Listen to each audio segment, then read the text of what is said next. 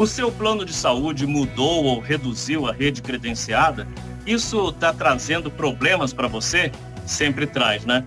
Agora, a ANS, a Agência Nacional de Saúde Suplementar, que é a responsável por regulamentar esse segmento, promete diminuir esse problema com a aprovação de novas regras de portabilidade, ou seja, para os clientes trocarem de operadora quando houver descredenciamento de um hospital ou laboratório. Esta tem sido uma das reclamações mais comuns ultimamente, porque os planos estão descredenciando inúmeros serviços. Nós vamos conversar sobre esse assunto com dois especialistas nessa área. A advogada Ana Carolina Navarrete, coordenadora da área de saúde do IDEC, o Instituto Brasileiro de Defesa do Consumidor, e o advogado Marcos Patulo, da Vilhena Silva Advogados.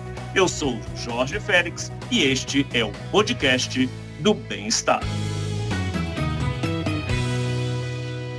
Bom, eu quero agradecer aqui a presença de vocês, doutora Ana Carolina, doutor Marcos, e quero começar com uma pergunta para a doutora Ana Carolina, para explicar para a gente um pouco melhor, né, essa medida da ANS e, principalmente, né, saber se ela é o suficiente para enfrentar esse problema aí dos clientes de planos de saúde. Bom, Félix, muito obrigada primeiro pelo convite. É um prazer muito grande estar aqui falando em nome do IDEC, né, sobre direitos do consumidor na rede assistencial, que é uma coisa que a gente sabe que para o consumidor é prioritário, é a rede que define, no final das contas, que plano de saúde ele vai escolher, né? E aí, sobre a sua pergunta, a ANS ela fez essa atualização, né, das regras de descredenciamento, quais regras vão ser obedecidas a partir de agora, caso a operadora queira trocar a rede assistencial. E ela faz isso, né, em alguns eixos. O primeiro, como você já bem mencionou, é dar o direito ao consumidor de fazer a portabilidade a partir do momento em que a rede assistencial é modificada. Isso é um reconhecimento muito positivo por parte da agência de que a mudança na rede credenciada, sim, descaracteriza o contrato de plano de saúde a ponto de gerar o direito do consumidor trocar de plano, levando consigo as carências que ele já cumpriu.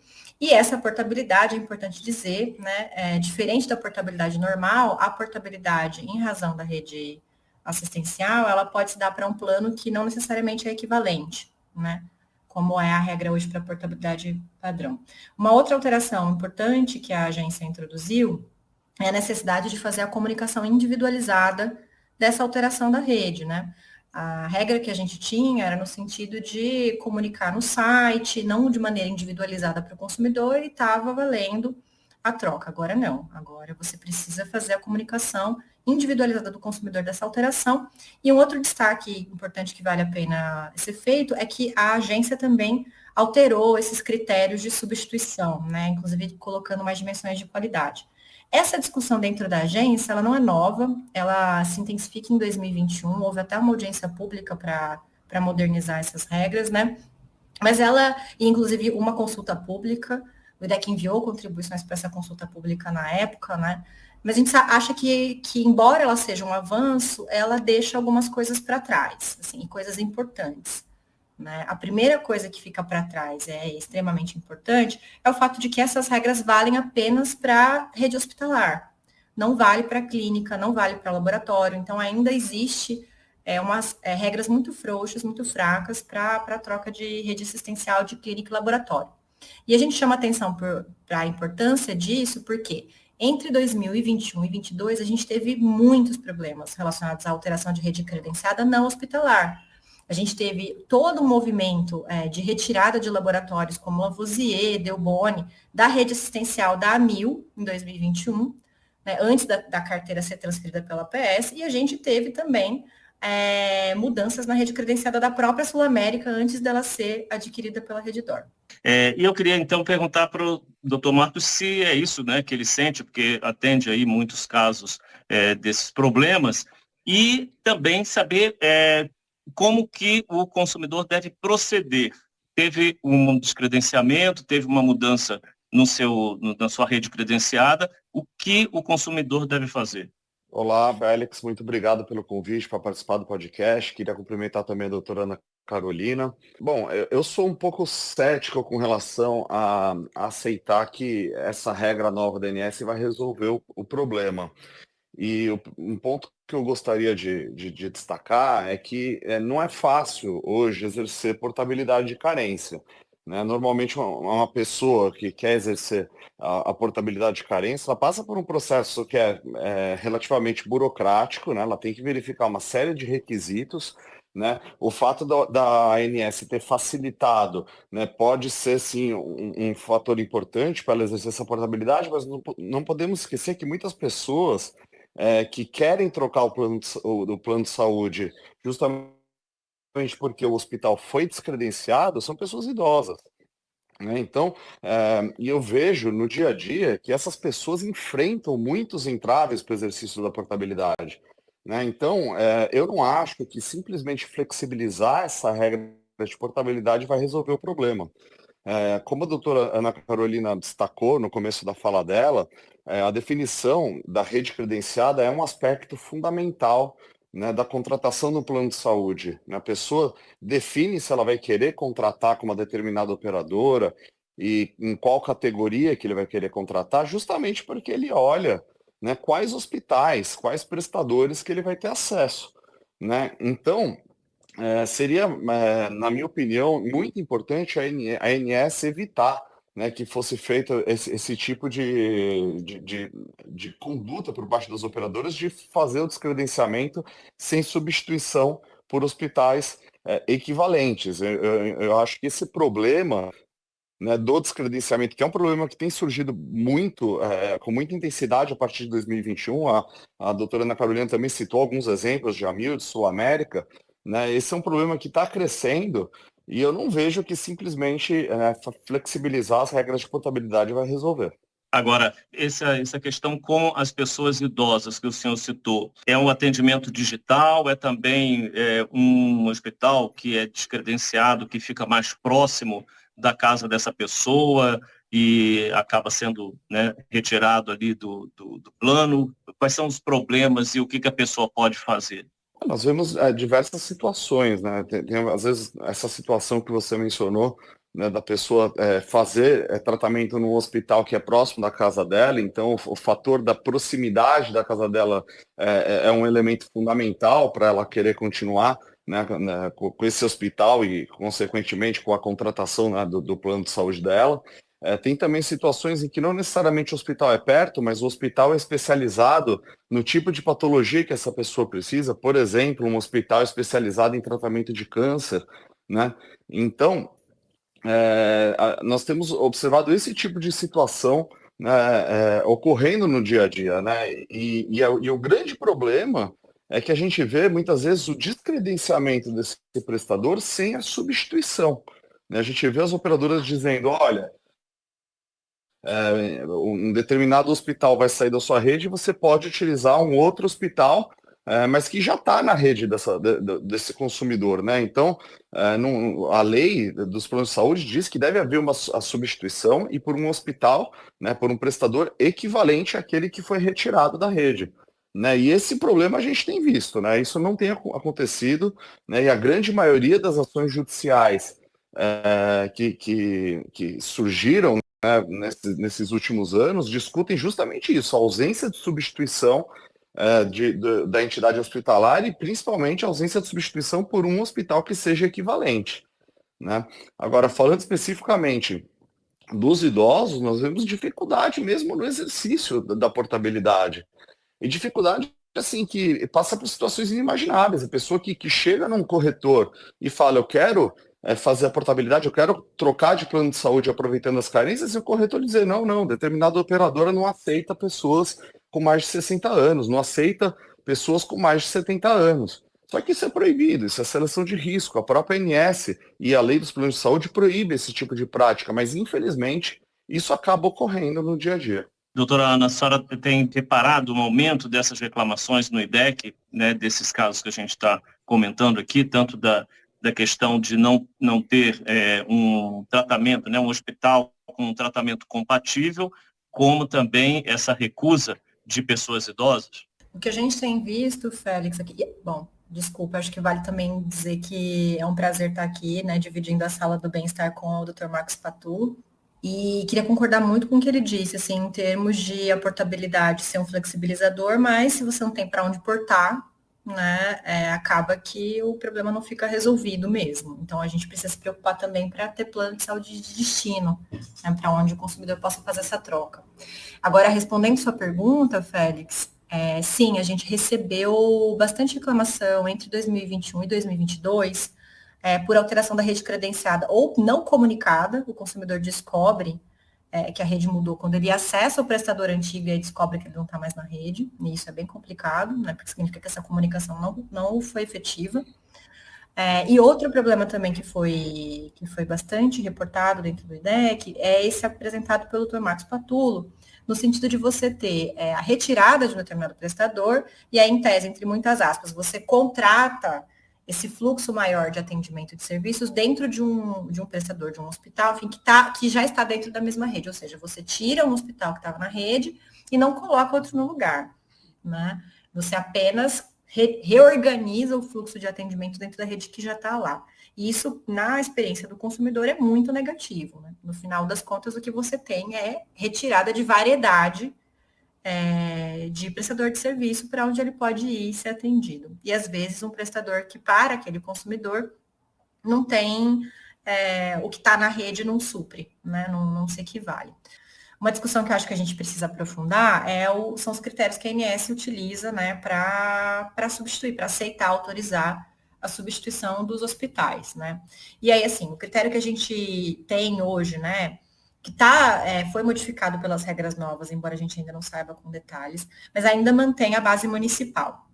E a base municipal é problemática porque você tem grandes capitais como São Paulo, Rio de Janeiro, enfim, municípios muito grandes, né? E trocar a rede por um hospital que tem diferenças de quilômetros de distância entre um e outro pode gerar para o consumidor um desgaste de ter que se deslocar, cruzar a cidade inteira. E em situações de urgência e emergência, isso pode levar a um risco grande, inclusive a fatalidades. Essa é uma questão. E a outra questão é o problema oposto, que é da substituição de rede dentro de pequenos municípios, quando é isso, os municípios vizinhos também não tem aquele prestador, ou tem, enfim, como se faz essa substituição para municípios vizinhos em regiões mais remotas do país, né? Uma discussão que a gente fez na época da consulta pública com a ANS era de não usar o conceito de região de saúde, porque região de saúde é grande territorialmente. A distribuição das regiões de saúde podem abarcar vários municípios, né? E que talvez o ideal seria a gente usar o conceito de mercado relevante, que é um pouco menor, enfim. Mas é uma discussão mais técnica, né? O que a gente queria propor enquanto ideia aqui para a renovação das regras é que a região que se considerasse para avaliar os hospitais teria que levar em consideração a perspectiva do consumidor, de você nunca de o prestador nunca tá muito longe do prestador original. Então tem essa questão geográfica também, que a gente acha importante de ser endereçada e que, até onde a gente viu, com as novas regras, e aí faço a ressalva de que é isso, a gente não viu a normativa, a gente viu a reunião da diretoria colegiada que falou sobre as regras, mas até onde a gente viu parece que não resolveu muito. Essa questão da região de saúde, né, só para o pessoal entender melhor, a região de saúde é um critério que é usado, pessoal, no SUS, né, no Sistema Único de Saúde, né. Agora, e todas essas questões, principalmente essa questão de você perder aquele hospital que você já conhecia, qual era o procedimento, que ficava perto da sua casa, isso tudo compromete imensamente, né, evidentemente, o tratamento, a adesão ao tratamento e o bem-estar. E aí é nisso que eu queria perguntar para o doutor Marcos, se o consumidor, né, pode ter esperança de ganhar essas causas na justiça, né? Como o judiciário tem entendido essa questão, né? Ou seja, né, em outras palavras, né, vale a pena entrar na justiça? Nós temos visto uma crescente judicialização desse tema, principalmente nos últimos 2 anos, 2021, 2022 e agora 2023. Né? E o Poder Judiciário, ele se atém muito às regras que estão na própria lei dos planos de saúde para que avaliar se o descredenciamento que foi feito, ele foi feito de forma lícita ou não. Né? Então, uma coisa que o Judiciário se apega bastante é, primeiro, se houve substituição, né, do hospital por um hospital equivalente. né, se de fato, né, houve, embora tenha sido retirado um determinado hospital da rede, se houve, né, inclusão de um outro hospital na rede. O simples fato da operadora indicar um hospital que já estava na rede desse consumidor não tem sido, né, considerado pelo judiciário para fins de cumprimento da regra da lei dos planos de saúde.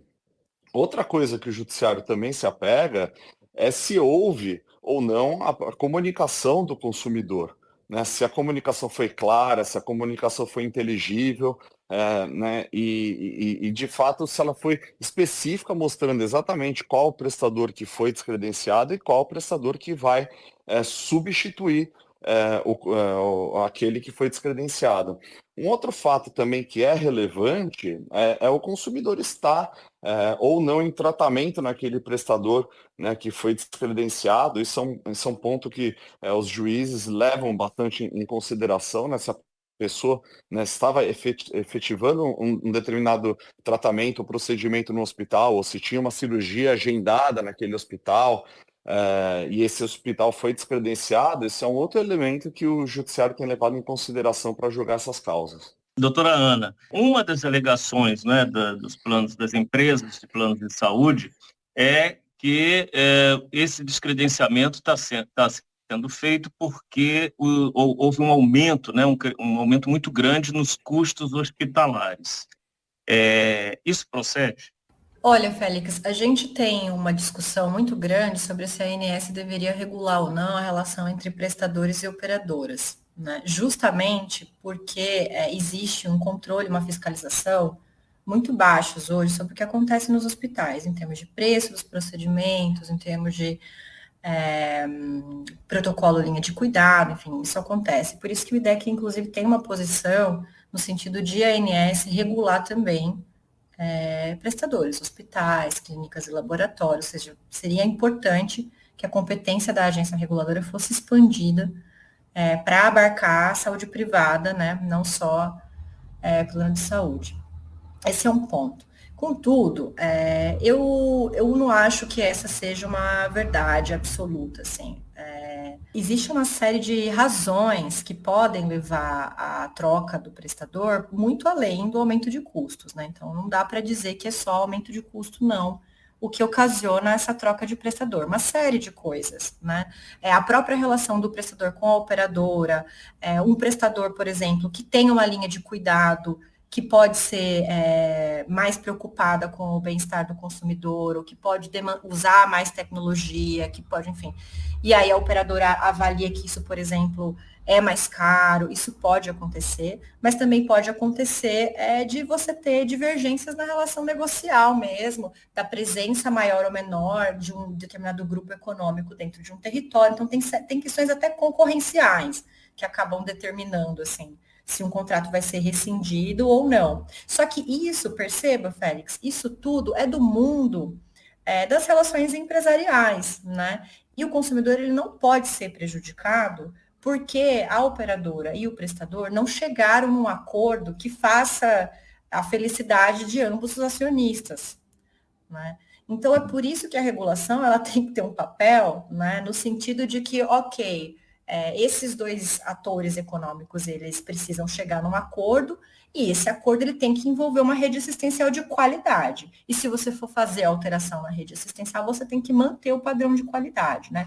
Então, eu acho que esse argumento das empresas, respondendo a sua pergunta, ele é uma meia-verdade, né? Mas, assim, não é justificativa única, não, para você fazer a troca na rede. Agora, eu queria entrar aqui em outro assunto, porque se estamos falando de plano de saúde, não podemos deixar de falar sobre o maior, né, campeão de reclamações, que é a questão dos valores e dos reajustes. E agora a gente está vendo aí um aumento muito grande das reclamações do reajuste, né, do percentual de reajuste dos planos empresariais, né, coletivos empresariais. E aí eu queria perguntar para o doutor Marcos, o que explica esses aumentos nos planos empresariais, ou se ele é justificável e que eles estão, né, cada vez maiores aí? Félix, a sua pergunta é muito pertinente e as ações de reajuste esse ano, elas estão crescendo bastante, né? E principalmente nos planos coletivos, né? Nos planos tanto os coletivos por adesão quanto os coletivos empresariais, né? A gente não pode esquecer que o reajuste dos planos coletivos, ele não é regulamentado pela ANS, né? Então as operadoras, elas aplicam esse reajuste, justificando num aumento de custo, um aumento de sinistralidade. Quer dizer, o custo de um determinado período, supostamente foi maior do que foi arrecadado para fazer frente a esse custo. Então elas aplicam o reajuste argumentando de que, ó, é necessário aplicar o reajuste para reequilibrar economicamente o contrato. Só que o que a gente tem visto, principalmente na discussão judicial, e aqui eu vou me ater aos processos judiciais que a gente entra questionando esse tipo de reajuste, é que raramente as operadoras juntam documentos idôneos para comprovar que efetivamente o reajuste que ela está aplicando é necessário para reequilibrar o contrato. Quer dizer, existe uma fragilidade na base de dados que as operadoras juntam nos processos, né? E isso tem levado a muitas causas os juízes considerarem esse tipo de reajuste abusivo. Então, assim, como saber se o reajuste é abusivo ou não, né? O reajuste vai ser abusivo se a operadora não justificar, né, com documentos atuariais idôneos, né, ou a necessidade de aplicar o reajuste para reequilibrar o contrato. No dia a dia, nas ações judiciais, isso não tem ocorrido. E eu queria perguntar para a doutora Ana, uma prática, né, que virou muito comum, né? As pessoas perdem um emprego, abrem uma empresa, microempresa, uma pequena empresa, ou vira microempreendedor individual e acaba fazendo esse plano empresarial, que ele, na verdade, ele é um plano familiar disfarçado. Né? Na prática funciona assim, que a gente sabe. Isso é recomendável? Qual é o melhor caminho se a pessoa está ali com a família, precisando de uma cobertura e enfrenta essa situação? Existe uma questão, a gente tem dentro do mercado de planos de saúde, né, um duplo padrão regulatório, que a gente tem os planos individuais familiares, né, que foram construídos, foram pensados, né, para que pessoas físicas contratassem, que tem duas proteções muito importantes, uma é contra reajuste elevado e outra é contra cancelamento sem razão, cancelamento imotivado por parte da operadora. E isso corresponde hoje a 17% do mercado. E a gente tem a maioria do mercado, mais de 80%, que é de plano coletivo, né, que são esses contratados ou por um empregador, para os seus funcionários, ou para um sindicato, né? Ou para uma associação, para os seus sindicalizados, associados, entidades de classe, que são os planos coletivos empresariais de adesão. E a gente vê crescendo cada vez mais essa modalidade de plano empresarial pequeno ou do microempreendedor individual, que na prática, bem como você disse, que não é um coletivo na prática, né? Porque é um grupo familiar ali, isso não é um contrato coletivo. Essa pequena empresa ou pequeno empreendedor individual não tem qualquer poder de barganha em relação à operadora de plano de saúde, e isso acaba fazendo com que esses grupos familiares, por não ter poder de barganha algum, aceitem reajustes elevadíssimos, né? E às vezes o que tem acontecido bastante é isso, quando alguém do grupo familiar contrai uma doença grave, a operadora simplesmente cancela, porque para ela não há problema algum cancelar um contrato pequeno de 5 consumidores, de 8 consumidores, né? Então, a gente percebe que o plano para pequenos grupos, entre muitas aspas, empresariais, o plano até 30 consumidores, a gente fala, esse plano, ele tem um potencial muito grande de gerar um risco para o consumidor, de pagamento, de reajuste elevadíssimo, e como bem disse o doutor Marcos, esses reajustes não têm justificativa por diversas vezes. A operadora, ao ser processada, ao ser obrigada no Poder Judiciário a justificar os aumentos, prefere perder o processo do que juntar a documentação comprobatória, ou seja, porque não tem, né, da necessidade desse aumento. E isso coloca o consumidor numa vulnerabilidade gigantesca. Então, a gente entende aqui no IDEC que, se por um lado, o consumidor não tem muita alternativa e acaba contratando esse plano coletivo empresarial, ele faz isso por uma questão de a gente não ter hoje oferta de plano individual, né? Os planos individuais mais protegidos simplesmente não são oferecidos pelas empresas, elas têm esse acordo tácito, né, no sentido de não oferta desse serviço que é muito importante. Então fica muito difícil a gente, dentro do IDEC, orientar as pessoas a preferir, né, sempre que possível, tentar contratar um plano individual, quando a gente sabe que esse plano não é mais uma opção, que as pessoas não conseguem encontrar esse tipo de produto. Por isso que não dá mais para falar para elas escolherem plano individual. A gente precisa regular o plano coletivo, especialmente no caso dos coletivos pequenos. E aí o IDEC lançou uma pesquisa em julho desse ano, comparando o reajuste de plano coletivo, assim, e o reajuste mais elevado no acumulado do ano foi o do contrato pequeno, contrato empresarial até 29 vidas. Para você ter uma ideia, nos últimos 5 anos, de 2018 a 2022, a variação acumulada, o aumento acumulado médio de plano coletivo pequeno até 29 vidas foi de 82%, ou seja, em 5 anos o valor dessa mensalidade aumentou. Enquanto quem tem plano individual, nesses mesmos 5 anos, o valor acumulado foi de 35%. Nossa, uma diferença bem grande, né? Eu queria, doutor Marcos, o senhor concorda que a saída é uma regulamentação também do plano empresarial? Félix, até aproveitando o gancho da fala da Ana Carolina, porque eu acho que o que ela acabou de dizer sobre a escassez de planos individuais no mercado tem muito a ver também com aquilo que eu disse no começo da dificuldade de se fazer portabilidade. Eu acho que esses assuntos eles conversam, né? Porque a ANS flexibilizou as regras de portabilidade de casos de descredenciamento, mas plano individual, assim, é muito difícil você encontrar um para contratar.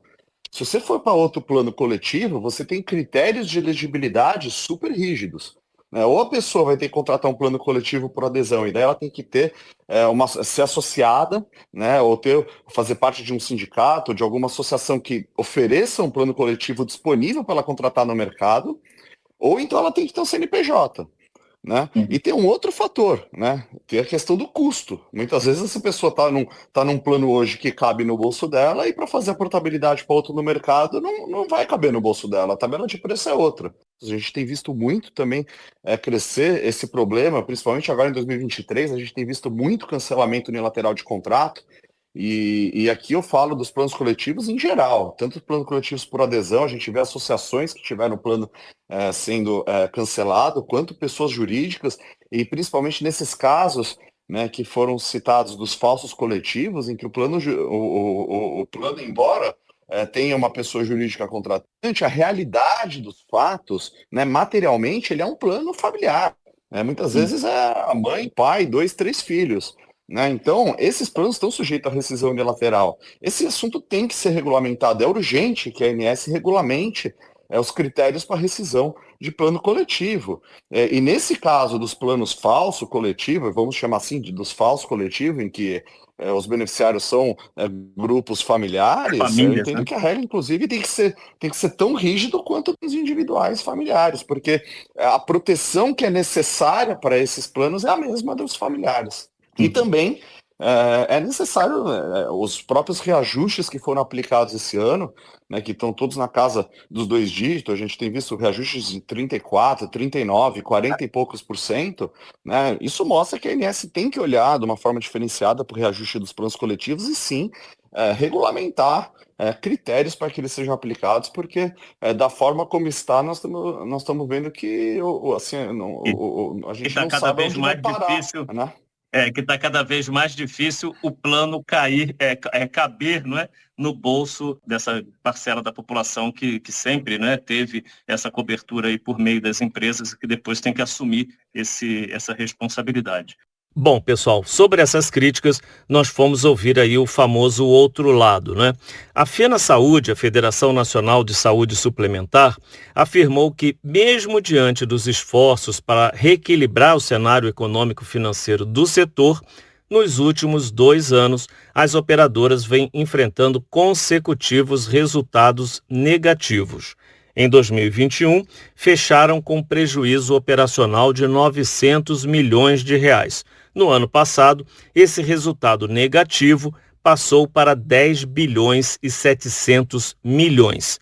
Tendência que, segundo a FenaSaúde, se manteve nos primeiros 3 meses desse ano, quando o prejuízo somou 1 bilhão e 700 milhões. A FenaSaúde rechaça veementemente a afirmação de que as operadoras raramente juntam documentos idôneos para justificar os reajustes, e qualquer insinuação nesse sentido é completamente infundada e não reflete a realidade.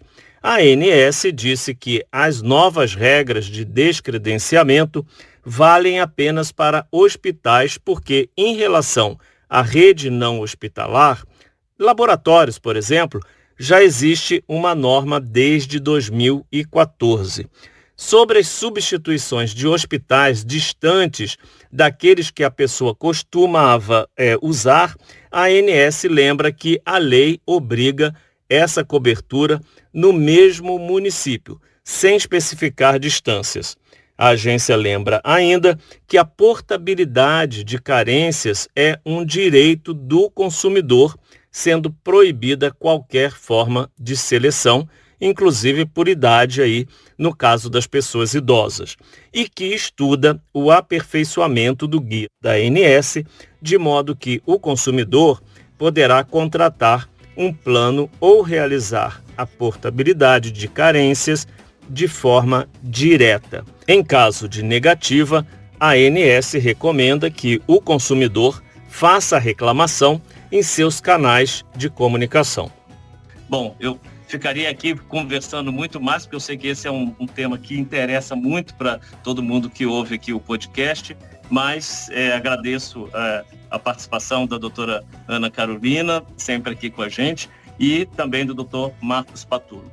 Né? O podcast do Bem-Estar tem a direção de Karina Dorigo, a gravação de André Ladeira, a edição de Guilherme Amatucci e a produção e apresentação minha, Jorge Félix. Até o próximo.